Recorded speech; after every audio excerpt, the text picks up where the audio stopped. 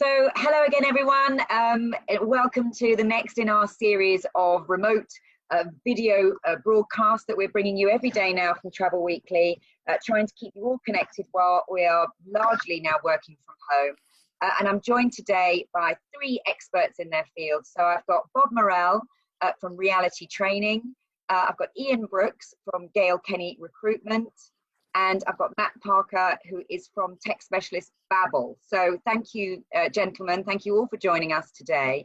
We thought it was time to we're all trying to get used to this new way of working. People will have been in their homes to varying amounts of time and for different reasons. But let's just start with you, Matt, if I may, because obviously we're trying to get to grips with this new technology. We're doing this call today on a platform called Zoom, which I had never heard of until about 2 weeks ago. But I'm finding it a very good way to stay connected, but I haven't really explored any other ways. I just wondered, as someone who's, very an expert in technology and communications and keeping people connected, what would be your advice to people working from home? Is this video call a good idea, and are there different platforms we could be looking at? Thanks, Lucy, and hi everyone.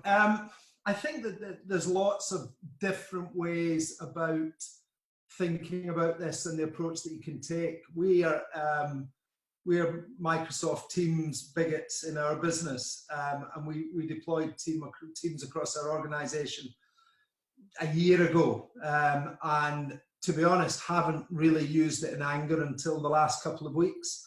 And I think that, using technology effectively, we've got this thing in our business about using technology effectively being about behavioural change rather than tech change.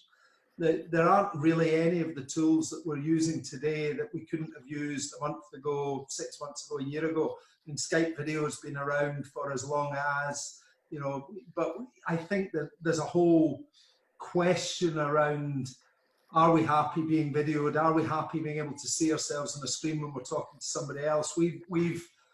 We're doing weekly town halls with the staff and updating them on what's going on across our business. We've got 90 people who were in 4 locations who are now in 90 locations. And we're doing weekly town halls, and we're having to drive some behavioural change across the organisation around the use of tech. So we've now said, for an internal call on Teams, your default answer has to be the video goes on, because people are very good at, I've just had a call with our CTO that I've cut off to come on here, and he's clearly not in the place that he normally does his call from, which is it's not the Golden Gate Bridge, but it's a nice clean environment behind him, and I'm assuming he's in his kitchen making toast or doing something, and all of a sudden there's no video there. And I think that there are numerous different ways you can think about it from a tech perspective, but I would urge people to think about it from a behavioural perspective, that actually, you don't worry about what's behind you when you're standing chatting to somebody in the office, or when you bump into somebody in a hallway or in a lift. Why is it any different when you're doing things remotely? And the sooner that we get back to this feeling normal and not worrying about the other stuff that's going on. We have this whole thing across our organisation. Well, I'm not really presentable for video. It doesn't matter. It doesn't matter. It's you, it's there, it's you I want to talk to, and it's you I want to engage with. The last thing on my mind is, you haven't brushed your hair, you haven't got a tie on, you haven't put your makeup on, whatever it is, it's about engagement and communicating. And I genuinely don't think the tool matters. I think it's all about behaviour. Okay, that's really interesting, because of course people are wondering whether they should get dressed for work or whether they should just work in their pajamas. I mean, I've called a couple of people a bit early and I've caught them with towels in their head. They've just got out of the shower. These are people in my team, so it's okay. But maybe we could talk to you, Bob, because I know you have been doing some of your own online videos and you've been putting out advice. You do a lot of training for travel agents in the travel industry, and I know you've worked with home workers before. So for some people, this is not a new phenomenon. But in terms of, if you haven't done it before, you're used to being in a busy office, maybe in a high street, or you're busy, or wherever you are in a call centre, and all of a sudden you are on your own at home and you've got to suddenly set up an office space. Do you need to do that? And should you get up and get dressed and put your makeup on? Perhaps you can give us some what you've been telling people. I mean, I should have put some of mine on earlier, but no, I think what Matt says is absolutely right. It is behavioural, and what is interesting is that we have had these technologies for ages, and I was the same as you, Lou. So I hadn't used Zoom before a couple of weeks ago, and now I'm using it every day. So, I mean, that's an incredible change in a very short space of time. But I think the other behavioural shift, which is actually quite interesting, is that we're doing lots of stuff about how to run remote meetings, how to have lots of people on a meeting at once and that kind of thing. And there's lots of tips that will help people do that.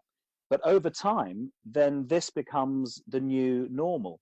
And I think, you know, when I look back about a year or so ago, we were already developing training for contact centers where when you ring into a contact center, they can send you a link and you can see the person you're speaking to in the contact center and have a face-to-face conversation. So that technology is also here. And all that's going to happen, I think, is that this will just speed that up.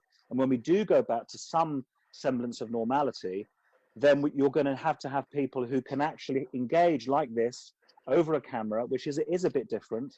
And that will be a big shift. So in some ways, this is just speeding up that. This is not a temporary thing, you think, just for this period. You expect it to remain. In fact, actually, Will Waggett was on at one of these yesterday, former TUI, and he was saying absolutely people would not go back. They will now be selling and doing everything but via video. So he thinks it's here to stay. Let's bring Ian in. Ian, I mean, obviously, we're here for different reasons at home, aren't we? Like, we're all at home working. Which is obviously for a lot of people that's the case, but some people unfortunately are at home for different reasons, because some have been made redundant because of this situation, and we're increasingly writing stories now about travel industry or travel companies putting their staff on temporary furloughed leave. This is just like Zoom. I didn't know the word furloughed until a couple of weeks ago. So and now I'm saying it in regular parlance. So what would you advise people who are now at home? They might be working, but they might also be not allowed to work or haven't got a job. So is there anything they could be doing in this time, Ian? What would you be advising those different groups of people? Yes, definitely. So I guess, first of all, Lucy, the first thing I'd like to say is that those people that have been furloughed, this is a good thing. It's a good thing from the employer's perspective, because it means that probably the biggest cost in their business, which is their staff overheads, it means they've been able to take some shelter from that overhead whilst they've got no income coming in. So that's good news from the employer's perspective, and it means that, you know, more travel companies have got a better chance of surviving this. You know, with no income coming in now, and probably no income for quite a few months going forward. So